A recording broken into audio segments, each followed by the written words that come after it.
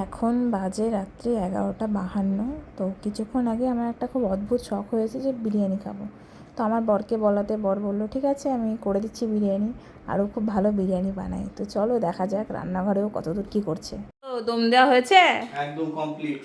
তো দেখাই আমাদের বিরিয়ানিটা কেমন হয়েছে এত রাত্রেবেলায়।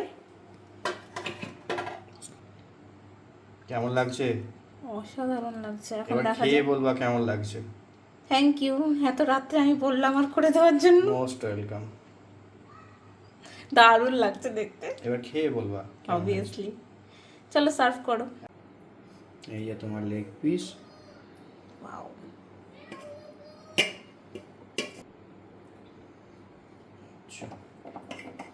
আলু কই? আলু দিচ্ছি, দাঁড়া একটু ঝাঁকাতে হবে, নিচে আছে।